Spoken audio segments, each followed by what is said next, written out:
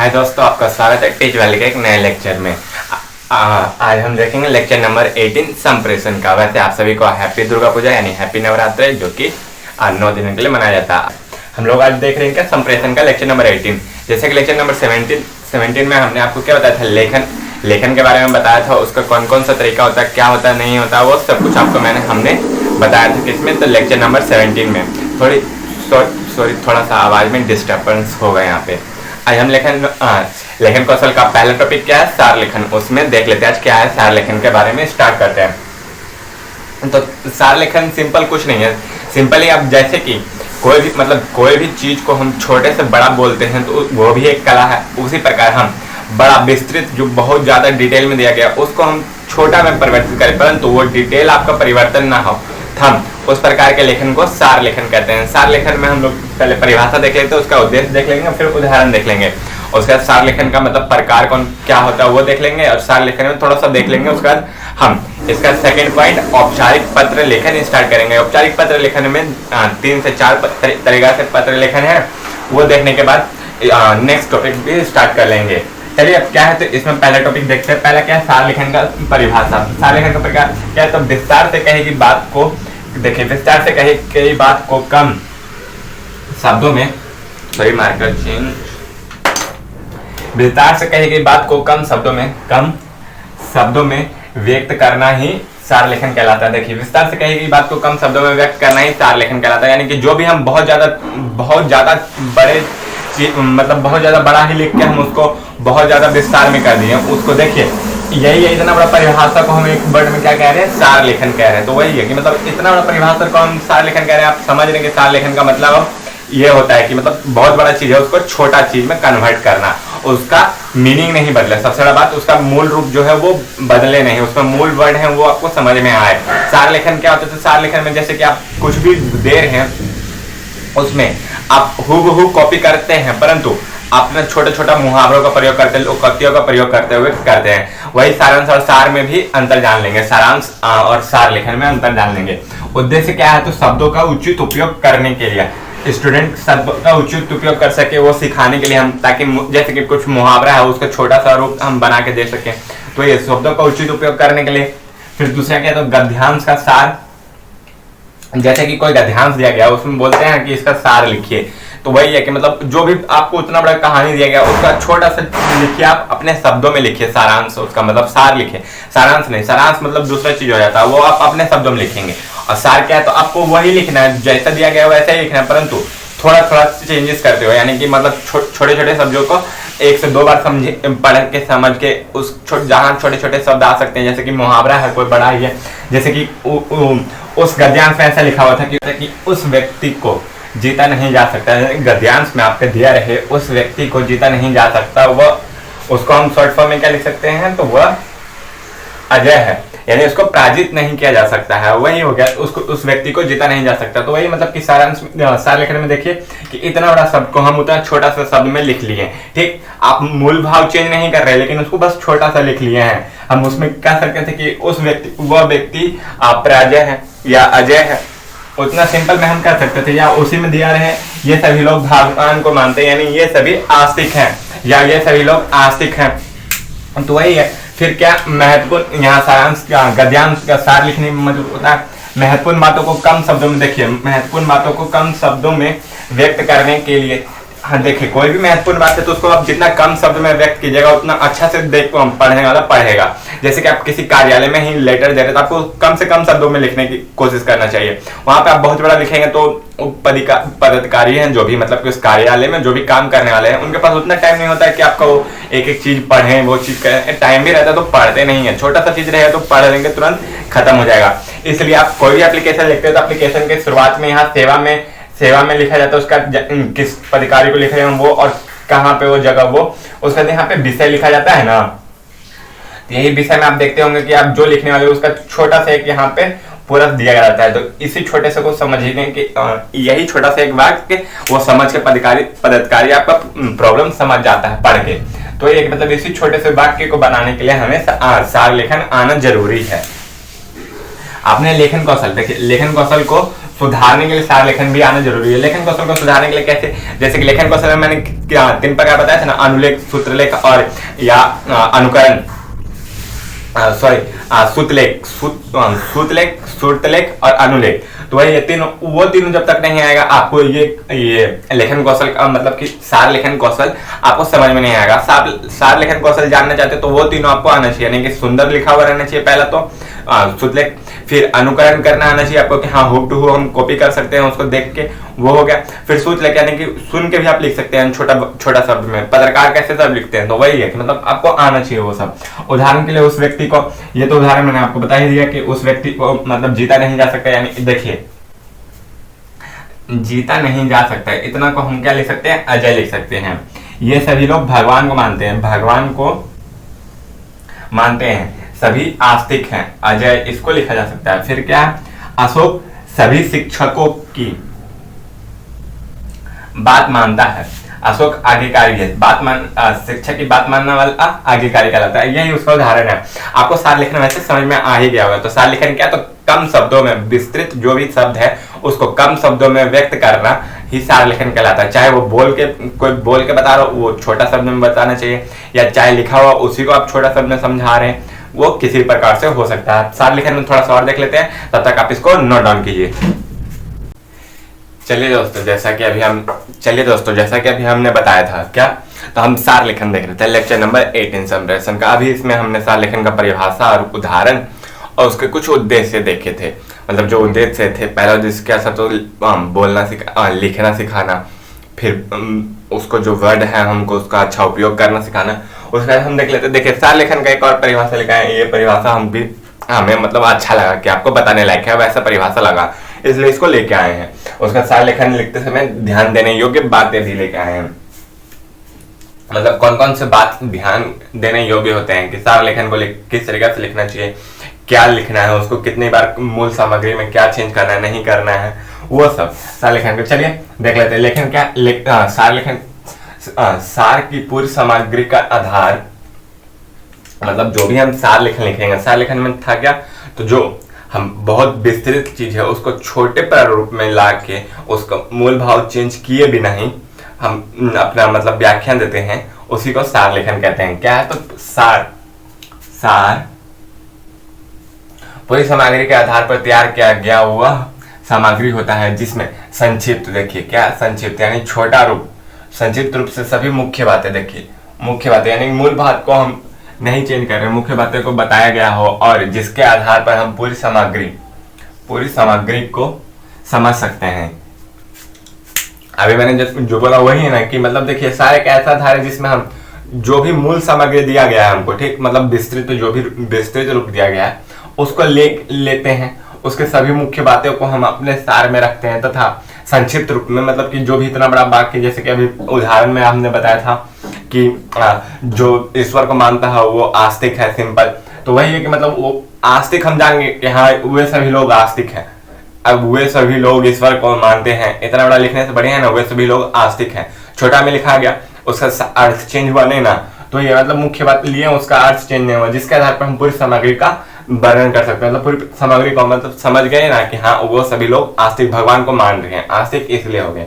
तो वही कहना चाह रहा है ये परिभाषा भी, और पिछला परिभाषा भी आपको वही बता रहा था। अब देखते हैं इसमें ध्यान देने योग्य बात कौन कौन से है।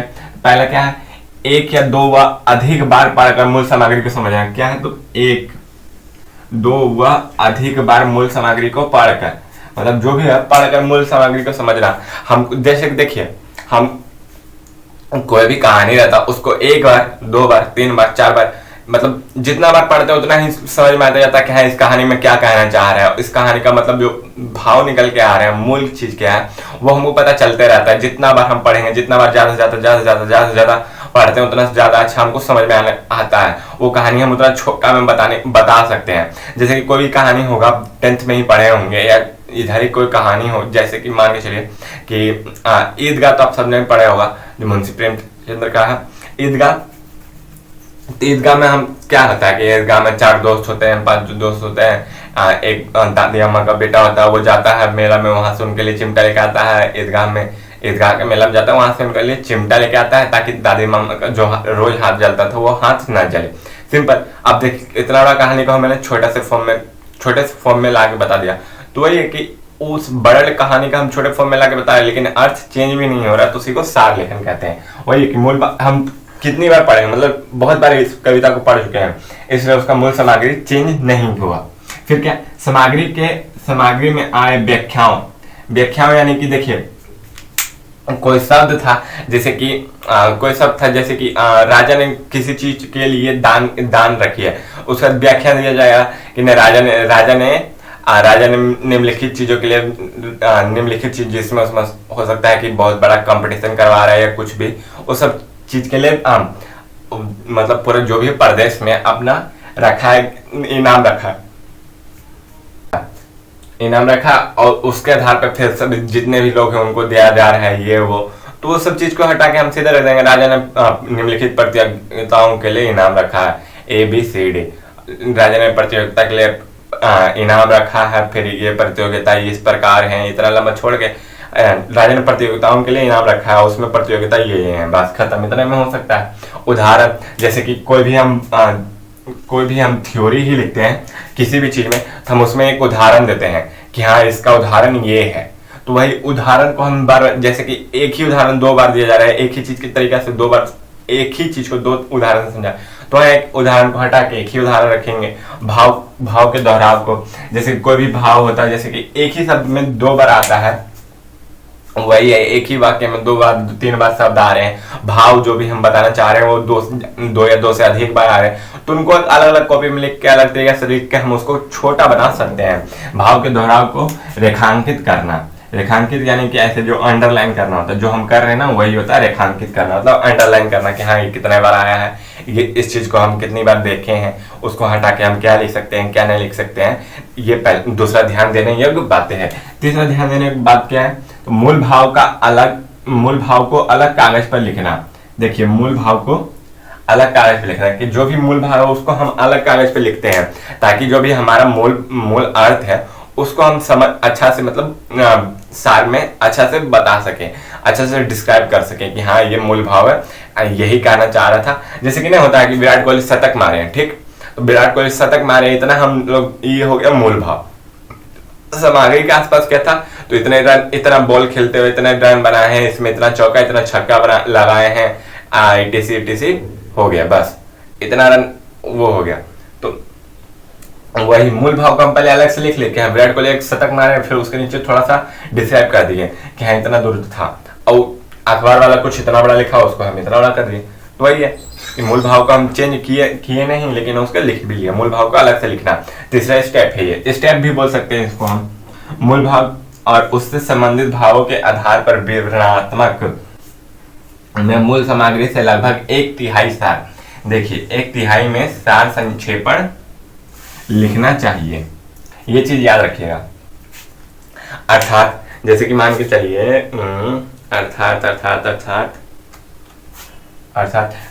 अर्थात जैसे देखिए हम कोई कागज ले रहे हैं, ठीक, ये हम कोई कागज नहीं, अपना पेज, मतलब जो भी है उस पेज को लिए, इसमें हम 3 भाग बांट लेते हैं, 1 भाग 2 भाग 3 भाग।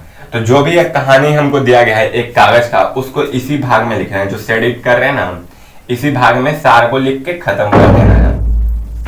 1/3 मतलब इतने ही दूर में हमको सार के लिख के खत्म कर देना है। इतना दूर में हम सार को लिखेंगे, हाँ वो 1/3, मतलब 1/3 1/3 में हमको सार लिख के खत्म कर देना है। वही कहना चाह रहा है कि जो भी हमको मतलब कि मूल भाव दिया गया है उससे संबंधित जितने भी आधार है, मूल भाव के संबंधित जितने भी आधार है, उसमें हम जो विवरणात्मक रूप से उसको लेंगे, उसका जो मूल भाव का सामग्री होगा वो 1/3 सार संक्षेपण में लिखा होना चाहिए। यानी कि 1/3 जैसे हम कागज ले रहे हैं, ये 3 भाग में बांटे हैं, तो उसके 1 भाग में ही हमको सार संक्षेपण लिख के खत्म कर देना है। समानता 1/3 होता है सार संक्षेपण, ठीक। सार लिखने में भी थोड़ा सा और बचा हुआ, तब तक आप इसको नोट डाउन कीजिए। ये वाला उदाहरण लिख लीजिएगा, इसका है पॉइंट नंबर 4 का है ये उदाहरण, उसको लिख लीजिएगा, ठीक। आप लिखिए तब तक नोट डाउन कीजिए, हम लोग आते हैं अभी। चलिए दोस्तों अब आगे देख लेते हैं। आगे क्या था, तो सार लेखन में जैसे कि अभी तक हमने क्या क्या देख लिया था, उसका परिभाषा देख लिया, उसका उदाहरण देख लिया उसका, उद्देश्य क्या था वो देख लिया हमने। अब पिछले बार में हमने मतलब कि उसको लिखने समय कौन कौन से ध्यान देने योग्य बातें वो लिख लिया।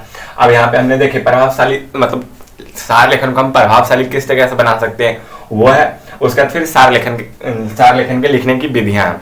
मतलब जैसे कि देखिए कोई भी लेखन है तो हम उसको प्रभावशाली बनाने के लिए लिखते हैं ताकि वो ज़्यादा से ज़्यादा प्रभाव छोड़ सके, जो भी उसको पढ़ने वाला है या जो भी उसको समझने वाला है आगे उस पर ज़्यादा से ज़्यादा प्रभाव छोड़ सके। हम वैसे शब्दों का प्रयोग करेंगे।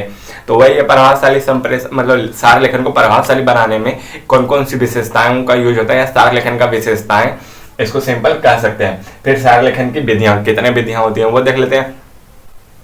चलिए अब यहाँ से हम मतलब सार लेखन में थोड़ा सा और बचा है। सार लेखन इसी वीडियो में खत्म होगा। इस वीडियो में हम औपचारिक पत्र लेखन स्टार्ट कर देंगे। फिर नेक्स्ट वीडियो में औपचारिक पत्र लेखन का पूरा लेखा जोखा देखिए खत्म कर देंगे उसको।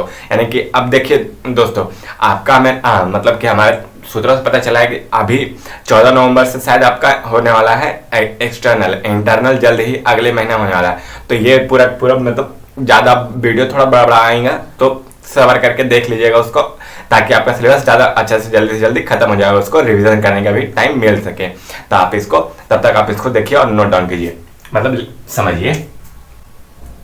प्रभावशाली बनाने की विशेषता मतलब कौन कौन से तरीके से हम सार लेखन को प्रभावशाली बना सकते हैं, उसका विशेषता क्या क्या है। पहला, कम से कम शब्दों में अधिक से अधिक जानकारी देना। देखिए सार लेखन का तो ये काम ही है कि कम से कम शब्दों में अधिक से अधिक जानकारी हमको प्रदान करता है। तो वही ना, मूल भाव को वैसे ही रखता है सार लेखन, और कम से कम शब्दों में वो ज़्यादा से ज़्यादा चीज प्रदान करने की कोशिश करता है। उदाहरण है तो उसको हटा देता है, 2 उदाहरण है उसको हटा देता है।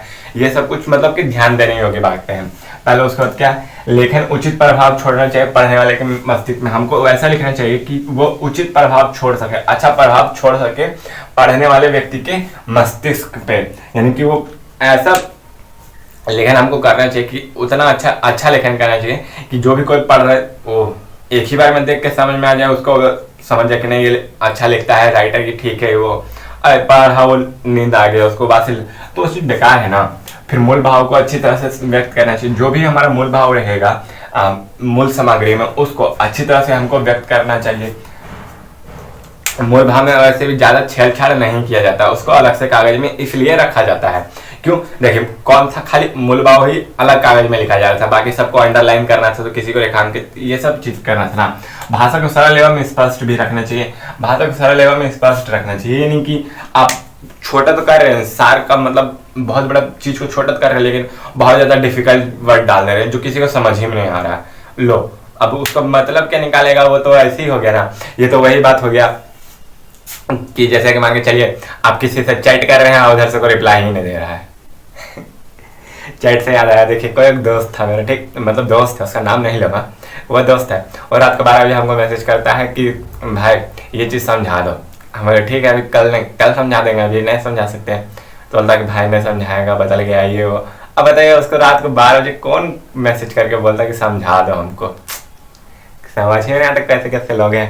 नाम नहीं लेना चाहूँगा, छोड़िए आगे देखते हैं हम सब। क्या, शब्दों का उचित उपयोग करना आदि। जैसे कि देखिए शब्दों का उचित उपयोग करना, यानी कि वही कि ईश्वर, हम वही उदाहरण लेके चलते हैं कि ईश्वर को मानते हैं, वे लोग ईश्वर को मानते हैं, वे सभी आस्तिक हैं। तो यहाँ पे देखिए आस्तिक उचित शब्द हुआ ना, ये नहीं कि हम नास्तिक प्रयोग कर देते हैं, यानी कि ईश्वर को नहीं मानने वाला, वो प्रयोग नहीं कर सकते हैं। तो मतलब कहने का कि उचित शब्दों को उचित जगह पे, मुहावरे या लोकतियन जो भी है, हमको उचित जगह पे उसको प्रयोग करना चाहिए ताकि वो छोटा हो सके सार। उसे देखिए सार हम लिखते तो हैं, लेकिन उसको किन किन विधियों से लिखते हैं वो देख लेते हैं। 2 विधि होते हैं समानता, सार लिखने के 2 विधि होते हैं। कितने विधि? 2 विधि। पहला क्या है तो त्याग विधि, दूसरा क्या है तो परिवर्तन विधि। त्याग विधि में देखिए क्या है, तो इस विधि में हमें शब्दों को छोड़ना होता है। अर्थात जैसे कि देखिए आप कोई सार आप भी लिखे होंगे, आप जानते नहीं हैं कि उसको सार कहते हैं, ठीक मतलब कि लिखे जरूर होंगे। किसी भी चीज़ का हम छोटा फॉर्म में लिखने की कोशिश करते हैं, या जो भी दिया गया है वो उसको अपने उसी लैंग्वेज में लिखते हैं, लेकिन कुछ उसी लैंग्वेज में लिखते हैं, लेकिन कुछ जगह पे चेंजेस करते हैं। तो ये सार लेखन आप लिखे ही होंगे। तो देखिए जो भी आप चेंजेस कर रहे हैं ना, तो उसको परिवर्तन विधि कहेंगे। और हाँ, कुछ वर्ड को आप छोड़ देते हैं, जैसे कि देखिए कोई भी है मतलब कि बहुत बड़ा वर्ड है, उसमें हम देखते होंगे कि दा यहाँ है, वेन वहाँ है, ये तब अपने मन से ही थोड़ा सा छोटे डेफिनेशन बनाते हैं, और उसमें जो है मेन पॉइंट उसको रखते हैं, हम बाकी सबको छोड़ देते हैं। तो ये हो गया त्याग विधि, यानी कि जिसके वैसे शब्द जिसको छोड़ने से वैसे मूल सामग्री के वैसे शब्द जिसको छोड़ने से सार में कोई परिवर्तन नहीं आता, उसका अर्थ वही निकलता है, तो उन शब्दों को छोड़ देना ही त्याग विधि कहलाता है। छोड़कर लिखना ही त्याग विधि कहलाता है। देखिए इस विधि में हम शब्दों को छोड़ते हैं, छोड़ना होता है। इस विधि में हमें शब्दों को छोड़ना होता है, अर्थात जो शब्द काम के नहीं हैं, देखिए जो शब्द काम के नहीं होते हैं उन्हें हटाना होता है। उनके हटने से कोई परिवर्तन नहीं आना चाहिए, मूल भाव में कोई परिवर्तन नहीं आना चाहिए। मूल भाव में कोमा यहाँ होगा, सॉरी, मूल भाव में तो उस प्रकार के सार लेख को यहाँ पे सार कर लीजिएगा, उस प्रकार के सार लेखन विधि को, सॉरी, उस प्रकार के सार लेखन विधि को त्याग विधि कहते हैं। क्या कहते हैं? त्याग विधि। यानी कि जो शब्द काम का नहीं है। अब जैसे कि देखिए किसी भी राइटर में आप देखते होंगे कि हाँ उसका जन्म और मृत्यु को बगल में ऐसे ब्रैकेट में करके दिया रहता है, तो उसको देना जरूरी क्या है, उसको हटा दीजिए। राइटर का पूरा नाम, जैसे कि राइटर का पूरा नाम था, एक 10वां में राइटर थे कौन, देखिए उनका मतलब शॉर्ट फॉर्म में हरिश्चंद्र बोला जाता था, और ऐसे था वात्स्यायन त्यागन, कुछ ऐसी नाम था। तो उतना लंबा नाम लिखने से बड़े हैं ना कि आप छोटा सा नाम लिखे। मुंशी प्रेमचंद्र, तो प्रेमचंद्र भी लिखेगा तो आप समझ जाएंगे कि हाँ उसी के बारे में बोल रहे हैं। तो ये मुंशी छोटा छोटा शब्द वही हटाने पे वही चीज को हम मतलब कि त्याग विधि होता है कि उस छोटे छोटे चीज को हटाते हैं तो हमको मतलब फायदा होता है, आगे चल के सार लेखन छोटा हो जाता है हमारा। सार लेखन क्या था, तो 1/3 में ही लिखा जाता है सार लेखन। ये चीज याद रखिएगा, नोट पॉइंट हो सकता है, ऑब्जेक्टिव में आ सकता है, तब तक आप इसको नोट डाउन कीजिए। और हाँ, कुछ व्यक्ति बोल रहे थे कि पीडीएफ नहीं खोला, तो उनको फिर हम दोबारा बताना चाहते हैं कि देखिए पीडीएफ खोलने के लिए आप क्या चाहिए, पीडीएफ खोलने के लिए आपको मेनली चाहिए कि आप हमारे जो डिस्क्रिप्शन में दिए गया है लिंक पीडीएफ का, उसको टैप करें, वो आपको जाके क्रोम में ओपन करवाएगा, क्रोम से आपको एक्सेस मांगेगा, तो आप एक्सेस पे जैसे ही टिपिएगा तो हमारे पास परमिशन ग्रांट करने का आएगा रिक्वेस्ट, हम परमिशन ग्रांट करेंगे तो आपको पीडीएफ डाउनलोड हो जाएगा। आप ये सब चीज़ से बचना आते हैं तो हमारे व्हाट्सएप ग्रुप और टेलीग्राम ग्रुप में जुड़िए, वहाँ पे हो सकता है। और हाँ, आपको बता देते कि हमारे 100 सब्सक्राइबर हो चुके हैं, इसी माइलस्टोन पे मतलब पहुँच चुके हैं हम 100 सब्सक्राइबर पे। आप ज़्यादा से ज़्यादा लोगों को शेयर कीजिए, आपको ज़्यादा से ज़्यादा बेनिफिट होगा, ज़्यादा से ज़्यादा अच्छा तरीके से आपको और ज़्यादा मतलब कंटेंट मिलने की संभावना होगी और ज़्यादा अच्छे से आप पढ़ पाएंगे। हाँ, रहा ऑब्जेक्टिव का बात, तो ऑब्जेक्टिव आपके पास जल्द से जल्द आपके पास प्रोवाइड कर दिया जाएगा। चलिए तब तक आप इसको नोट डाउन कीजिए।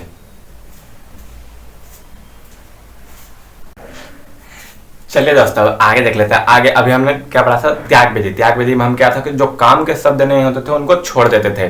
तो कौन कौन से शब्द काम के नहीं होते किसी भी सार में, वो यहाँ पे लिखे हैं। फिर परिवर्तन विधि क्या है, तो परिवर्तन विधि में हम मूल भाव को वैसे ही मतलब जो मूल सामग्री उसको वैसा का वैसा नहीं लिखते हैं, इसमें त्याग बहुत कम करते हैं, परंतु इसमें हम चेंजेस करने के बहुत ज़्यादा प्रयास करते हैं। जैसे कि हम मुहावरा हो गया, लोकतिया हो गया, तो उसको छोटे छोटे वर्डों में हम कन्वर्ट करने की प्रयास करते हैं। एक शब्दों का अलग शब्द ज़्यादा उपयोग करते हैं, समास और संधि का उपयोग करते हैं, उसी का उपयोग करके हम इसको छोटा करने का मतलब परिवर्तन विधि के द्वारा सार को छोटा करने का, सार को छोटा लिखने का प्रयास करते हैं। ये दोनों विधियां हम किसी एक लेख में भी प्रयोग कर सकते हैं। क्या, तो त्याग विधि में किन किन चीजों का त्याग करना चाहिए। देखिए त्याग करना चाहिए तो पहले क्या है, लेखक के परिचय एवं पता को, यानी जो भी लेखक का परिचय दिया गया कि हाँ लेखक का नाम ये है, लेखक का यहाँ से उन्होंने अपना MA या ग्रेजुएट जो भी हुए वहां से हुए हैं, इस महाविद्यालय से हुए हैं, जैसे कि ना होता लेखक का परिचय पूरा, उसको छोड़ देना चाहिए कि कहाँ जन्म हुआ, कितना, कैसे, वो सब छोड़ देना चाहिए। उनका पता क्या है, इस गांव के हैं, इस जगह से हैं, इस शहर से, उसको छोड़ दे। सिंपल लेखक का छोटा सा नाम किन के द्वारा लिखा गया है ये भी छोड़ देना चाहिए मेरे ख्याल से। तो क्या कि लेखक का परिचय छोड़ के आप सीधा स्टार्ट करना चाहिए। कहानी में इस प्रकार स्टार्ट होता है, मतलब कहानी में कहा जाता है कि स्टार्ट वहीं से करना चाहिए हमें सीधा। किसी भी शब्द या वाक्य के व्याख्या को, जैसे कि देखिए कोई भी शब्द या वाक्य दिया गया है उसको हम बहुत ज्यादा व्याख्या कर रहे हैं। जैसे कि कोई शब्द दिया गया है, यही शब्द मान के चलिए पीताम्बर दिया गया है, पीताम्बर को हम लिख रहे हैं कि जो पीला वस्त्र पहनता है उसको पीताम्बर कहते हैं। भगवान श्री कृष्ण प्राय पीला वस्त्र पहनते थे इसलिए उनको पीताम्बर भी कहा जाता था। ये तो उस वर्ड को छोड़ के सीधे हम पीताम्बर लिख देंगे, पीताम्बर को समझेंगे। और क्या, पीला वस्त्र हम जानते हैं पहनने वाले पीताम्बर कहते हैं। किसी भी उदाहरण को जैसे कोई उदाहरण दिया गया है, हाँ जैसे कि इसी यहीं देखिए, इसमें हम संधि एवं समास का प्रयोग करते हैं। तो उदाहरण हमने 3 दिया है ना, इसको आप छोड़ के इसको इतना दूर में ही लिखिएगा तो ये सार कहलाएगा इसका। उसके बाद क्या है, अनेक शब्दों को अनेक शब्दों को त्याग कर एक शब्द का प्रयोग करना चाहिए। देखिए, अनेक शब्दों को त्याग कर एक शब्द का, यानी कि ये ईश्वर को नाम मानने वाला को त्याग देंगे हम, उसको नास्तिक लिख देंगे। नास्तिक लिखने से भी काम चल जाएगा। तो ये अनेक शब्दों को त्याग कर हम एक शब्द का भी प्रयोग करते हैं। लोकत्य एवं अलंकारों का, लोकत्य यानी कि जो भी बहुत बड़ा चीज है, मतलब एक छोटा सा चीज है उसको बहुत बड़ा लिखते हैं तो उसको लोकत्य कहते हैं शायद। अलंकारों को भी त्याग कर देना चाहिए हमें। अलंकारों के यानी कि उसको, जैसे कि नहीं होता है कि किसी चीज के बारे में आप व्यंग देना, तो उसी को अलंकार कहते हैं, उसको हम त्याग करना चाहिए हमें। इतना चीजों को त्याग करके हम त्याग विधि द्वारा सार लेखन को लिख सकते हैं। उसका क्या था, दूसरा तो परिवर्तन विधि। परिवर्तन विधि क्या है, तो इस विधि में हमें मूल सामग्री को हम इस विधि में हम मूल सामग्री को, ये हम हटा दीजिए, मूल सामग्री को जैसा है वैसा नहीं उतारते, कुछ परिवर्तन के साथ उतारते। देखिए क्या है, कुछ परिवर्तन के साथ उतारते हैं। इसमें हम संधि एवं समास का प्रयोग करते हैं, प्रयोग करके सार लिखते हैं। जैसे पीला वस्त्र पहनने वाला पीताम्बर, ये हो गया समास। फिर उसके बाद क्या है, तो राजा का पुत्र क्या होता है, तो राजपुत्र, ये भी हो गया समास। एक शब्दों का अनेक शब्द भी, ईश्वर का नाम मानने वाला नास्तिक। संधि का उदाहरण क्या हो जाएगा, जैसे कि वो हिमालय, मतलब कि हिम विद्यालय में पढ़ता है, तो वो क्षेत्र हिम में पढ़ता है, तो उसको हम कह सकते हैं सीधे हिमालय में पढ़ता है। तो वही हो गया कि मतलब समझने लायक हो जाता है आपको। तो इसमें ज़्यादा देखिए, ज़्यादा डिटेल नहीं करना है। हिंदी है, आप इसको एक बार पढ़िएगा, अच्छा से पढ़िएगा, जो हम आपको समझा रहे हैं उसको एक बार अच्छा से देख लीजिए, तो आपको ज़्यादा दिक्कत नहीं होगा। वैसे भी ये 20 मार्क्स का पूछा था, आपके 20 मार्क्स के लिए सोचिए मैं इतना मेहनत कर रहा हूँ, तो आपका भी फर्ज बनता है कि ज़्यादा से ज़्यादा शेयर करें हमारे वीडियोज़ को, कमेंट करें, लाइक करें और ज़्यादा से ज़्यादा सब्सक्राइब करें हमारे चैनल को, ताकि आपको और ज़्यादा से ज़्यादा अच्छा कंटेंट मिल सके। हाँ, आपका PDF मतलब ऑब्जेक्टिव का PDF आपको जल्द से जल्द प्रोवाइड हो जाएगा। प्रीवियस ईयर का क्वेश्चन हो सकता था मैं सॉल्व करवाऊंगा, लेकिन आपको धैर्य करके देखना होगा। लेक्चर बहुत लंबा आएगा, 1-1 घंटा के लगभग आसपास का लेक्चर आएगा, ताकि आपका सिलेबस ज़्यादा से जल्दी खत्म हो सके।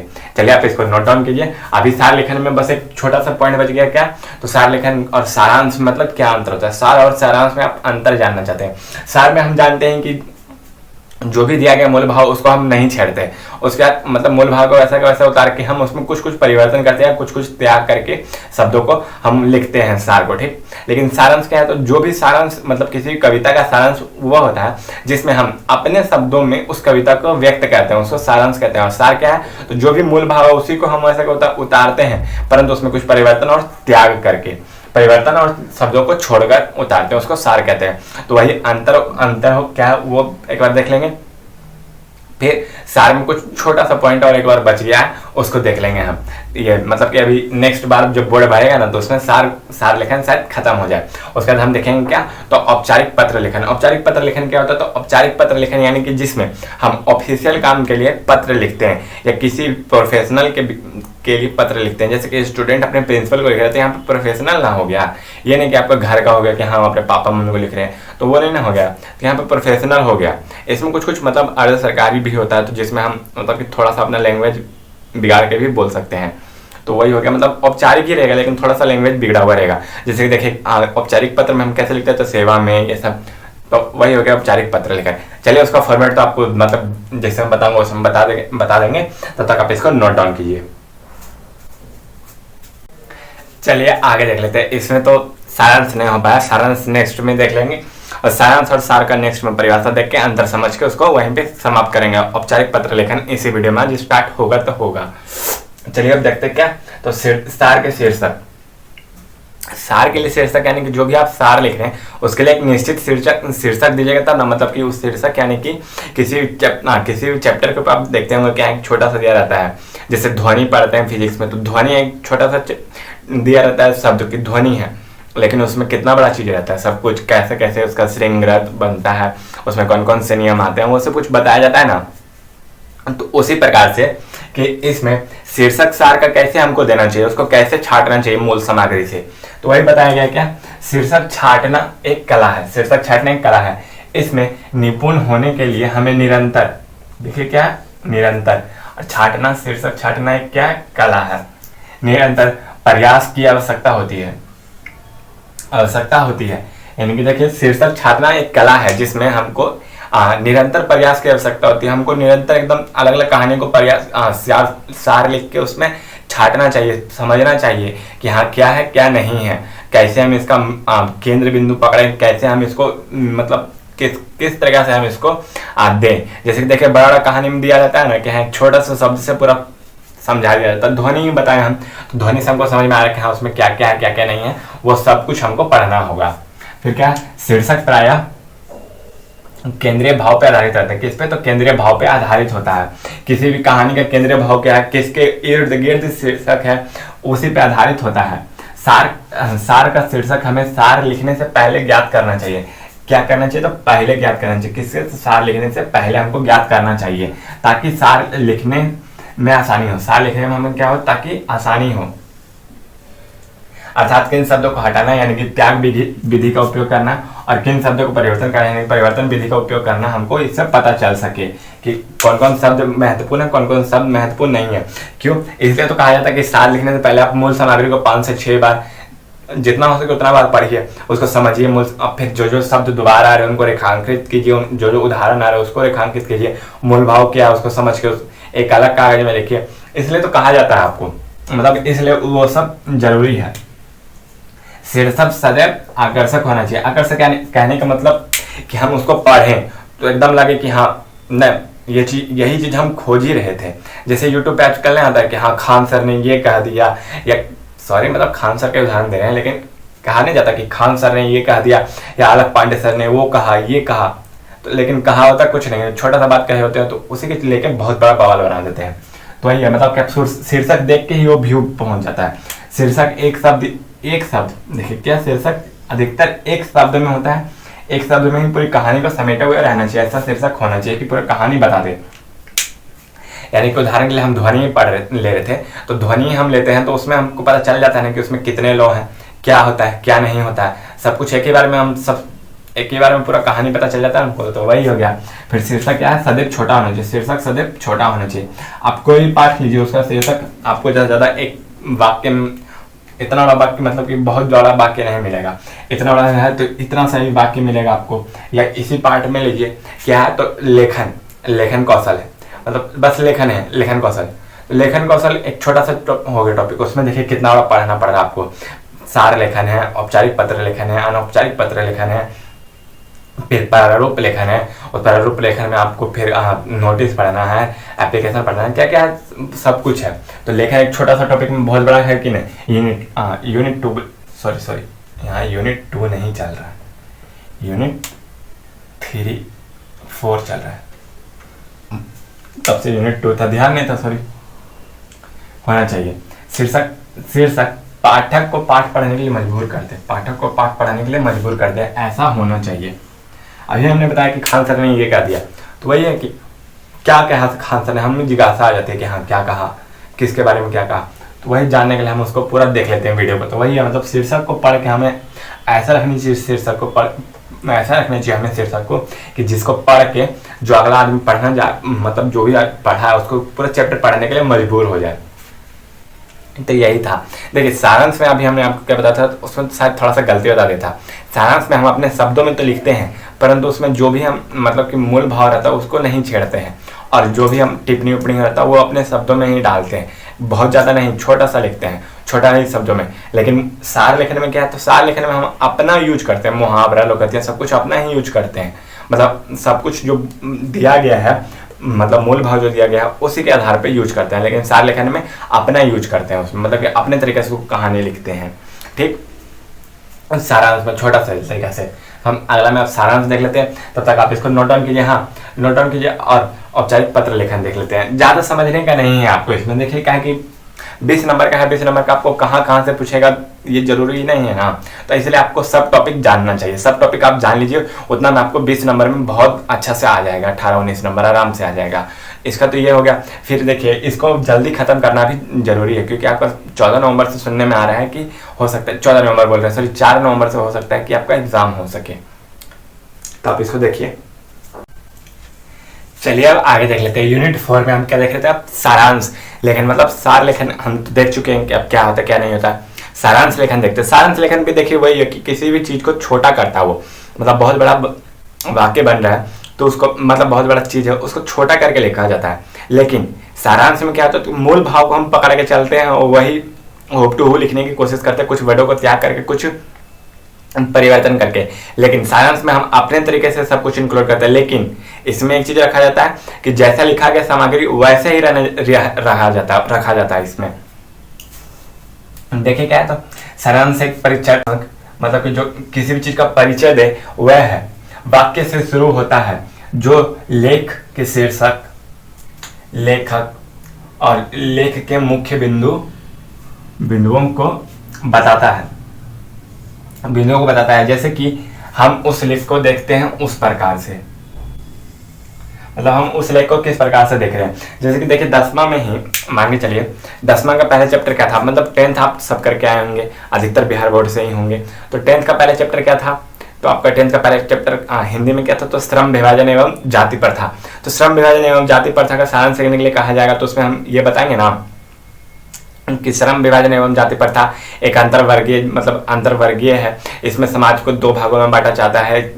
इसमें श्रम का जो भी होता है वो, मतलब कि जो श्रम करने वाला होता है, श्रमिक उसको प्राय उसके जाति के आधार पर दे दिया जाता है कि हाँ वो ये है वो है, माँ के गर्भ में ही रहता है तभी उसका जाति निर्धारित कर लिया जाता है। भारत में बहुत पुरानी प्रथा है, समाज को ऐसा नहीं होना चाहिए। समाज को तो दूध भाई, मतलब भाईचारे जैसा रहना चाहिए, मतलब दूध और पानी के मिश्रण जैसा रहना चाहिए। एक जगह से किसी एक जगह परिवर्तन हो तो दूसरी जगह भी परिवर्तन होना चाहिए।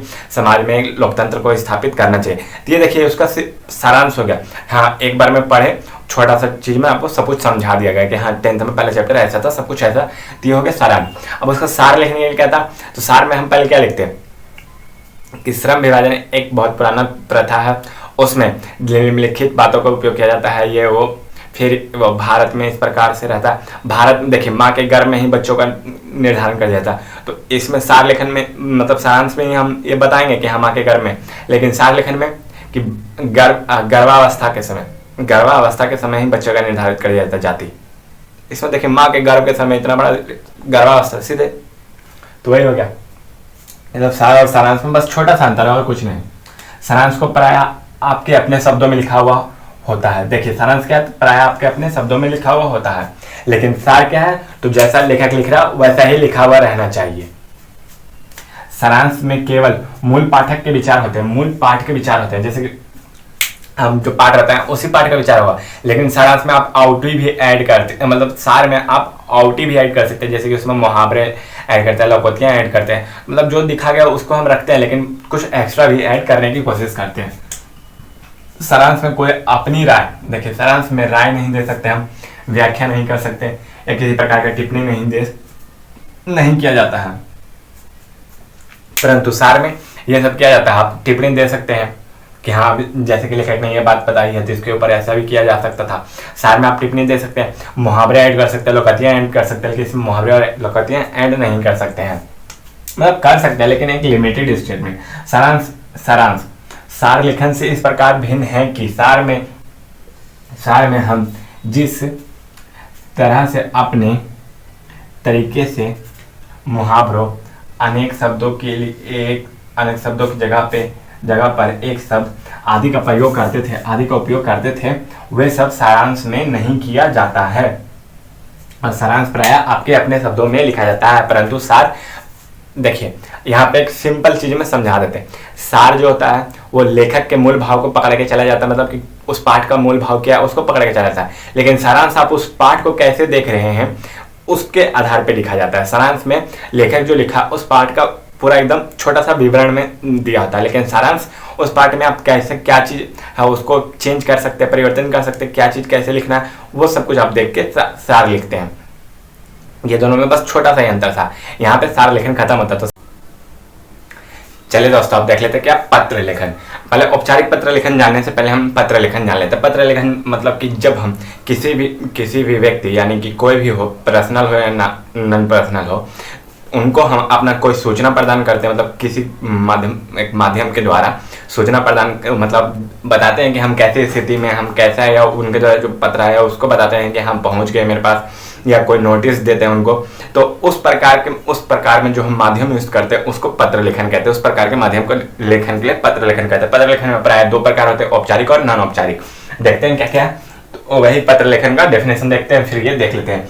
किसी भी व्यक्ति या कार्यालय को जब हम सूचना देते हैं या उसके द्वारा जो सूचना दिया जाता है या प्रार्थना करते हैं, यानी प्रार्थना पत्र जो बोलते हैं ना प्रिंसिपल को लिखे, वही आदि जिस माध्यम से, देखिए जिस माध्यम द्वारा संपन्न किया जाता है उसे पत्र लेखन कहते हैं, उसे ही पत्र लेखन कहते हैं। यानी कि हम किसी भी कार्यालय में जो लिखते हैं अपने शिकायतों को दर्ज करवाने के लिए, जो लिख के हम वहां सबमिट करते हैं वो, या किसी कार्यालय द्वारा आपको नोटिस दिया जा रहा है जो लिख के दिया जाएगा वो, या विभागीय विभाग मतलब कि प्रिंसिपल या अपने एचओडी को भेजा, कॉलेज में ही जाने कि प्रिंसिपल अपने एचओडी को भेजा या एचओडी द्वारा प्रिंसिपल से रिक्वेस्ट किया गया, तो वो सब किस में होगा, तो वो सब पत्र लेखन के माध्यम से होगा। वही उसमें जो फॉर्मेट यूज किया जाता है उसी को पत्र लेखन कहते हैं। देखिए आपके स्क्रीन पे इस साइड में स्क्रीन पे आपका मतलब एक दिख रहा होगा फॉर्मेट पत्र लेखन का, ठीक। ये औपचारिक और नॉन औपचारिक का भी कुछ नहीं लेना, आपको कुछ नहीं जानना, पहले आप देखिए उस फॉर्मेट को, समझिए कि उसमें क्या क्या होता है, ठीक। उसके बाद देखिए ये हो गया, तो ये हो गया। उसके बाद देखिए औपचारिक मतलब पत्र लेखन को औपचारिक और नॉन औपचारिक 2 भागों में बांटा जाता है। तो वही बताया गया, पत्र लेखन को प्राय 2 भागों में बांटा जाता है। पहला क्या है, तो पहला औपचारिक है, दूसरा क्या है, तो दूसरा नॉन औपचारिक है, मतलब अनौपचारिक, जिसमें क्या है, तो जिनसे हमारा निजी संबंध ना हो, वैसे व्यक्ति को या वैसे जगह पे हम अपना मतलब कि पत्र लिख रहे हैं, तो उस पत्र को क्या कहेंगे, तो औपचारिक पत्र। इसको क्या बोलते हैं, तो दफ्तरी कार्यों के लिए यूज किया जाता है। इसको कार्यालय के लिए भी लिख सकते हैं कि मतलब कार्यालय में यूज किया जाता है।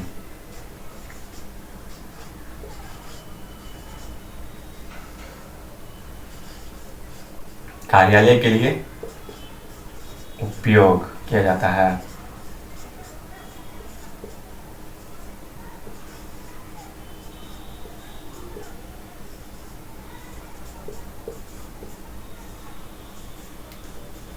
कार्यालय के उपयोग किया जाता है। और देखिए क्या अनौपचारिक पत्र लेखन क्या है, तो जिससे हमारे निजी संबंध ना हो, तो इसके लिए हम क्या लिख सकते हैं, इसके लिए हम लिख सकते हैं कि इसको घरेलू मतलब कि निजी संबंध हो, जिनसे हमारे निजी संबंध हो, यानी कि माता पिता आदि से जो बात करने के लिए माता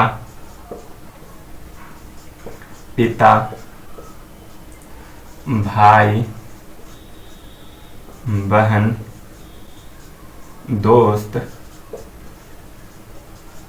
आदि को जो पत्र लिखते हैं, आदि को जो पत्र लिखते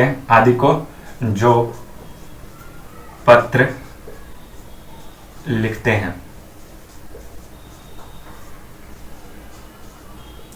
होप्स आपको दिख रहा हो, पत्र लिखते हैं, उसी को अनौपचारिक पत्र कहते हैं। यानी कि जिनसे हमारा निजी संबंध होता है उनको हम बोलते हैं, जिनसे हमारा निजी संबंध होता है उनको कैसे भी लैंग्वेज में हम लिख के मतलब पहुंचा देते हैं, आदर देते हैं, लेकिन मतलब लिख के हम भेज देते हैं कि हाँ ठीक है, या आपके द्वारा जो भी हम भेजा गया था वो हमको प्राप्त हो गया, या सब कुछ जो भी चीज हो वो रिक्वेस्ट, तो वो सब कुछ निजी में आ जाता है, यानी कि अनौपचारिक में आ जाता है। लेकिन औपचारिक में क्या आता है, तो हम कार्यालय में लिखते हैं कि हाँ सूचना दिया जाता है, दिनांक इतना इतना इतना, सूचना पट इतना, मतलब वैसे दिया जाता है। तो वही बता रहा आपके स्क्रीन पे देखिए, एक तरफ औपचारिक एक तरफ अनौपचारिक दोनों पत्र लेखन का मतलब लगा होगा। होप्स आप सब देख लिए होंगे, समझ गए होंगे कि अनौपचारिक पत्र लेखन और औपचारिक पत्र लेखन में क्या क्या होता है। अब ये लेक्चर हम यहीं समाप्त करते हैं। अगले लेक्चर में हम अनौपचारिक पत्र लेखन देखेंगे। औपचारिक और अनौपचारिक पत्र लेखन का डेफिनेशन देखेंगे, लेकिन आपको मेनली औपचारिक पत्र लेखन ही पढ़ना है। तो आप औपचारिक पत्र लेखन का विस्तार देख लेंगे अगले लेक्चर में। अगले लेक्चर में हम प्रारूप लेखन के बारे में थोड़ा सा जानकारी लेके उसको वहीं खत्म करके हम नेक्स्ट वीडियो में प्रारूप लेखन भी देख लेंगे। तब तक हमारे चैनल पे उपलब्ध जितने वीडियोस यानी लेक्चर नंबर 70 तक आप हमारे चैनल पे उपलब्ध वीडियोस को देख सकते हैं, शेयर कर सकते हैं, लाइक कर सकते हैं, ज़्यादा से ज़्यादा सब्सक्राइब भी कर सकते हैं। अपने दोस्तों को ज़्यादा से ज़्यादा शेयर करें ताकि उनको भी इस चीज़ का फायदा हो। हाँ, पीडीएफ का जैसे मैंने अभी थोड़ी देर पहले बताया था कि पीडीएफ आप ओपन करने के लिए क्रोम लिंक मतलब डिस्क्रिप्शन में जो लिंक दिया गया है उस पर टाइप करें पीडीएफ, उसको लिखा होगा दिस वीडियो पीडीएफ लिंक, ठीक, उस पर टाइप करें, वो आपको क्रोम में ले जाएगा। क्रोम से आप एक्सेस मतलब ग्रांट हमसे मांगिएगा, परमिशन हम ग्रांट करेंगे। तो उसका तो वो डाउनलोड हो सकता है। आपको ये सबसे बचना चाहते हैं तो हमारे व्हाट्सएप ग्रुप और टेलीग्राम ग्रुप या इंस्टा पे भी आईडी पे भी जाकर आप जुड़ सकते हैं, कोई दिक्कत नहीं है, वहाँ पे भी वीडियो उपलब्ध रहते हैं। यहाँ पे करते हैं लेक्चर। हाँ, हमारे जो मैकेनिक्स के लेक्चर हैं उसको भी जरूर साथ से साथ देखते रहें। इसका पीडीएफ आप मतलब कि जो भी है ऑब्जेक्टिव का पीडीएफ आपको जल्द से जल्द प्राप्त हो जाएगा। Thank you. Keywords teach well in Bihar.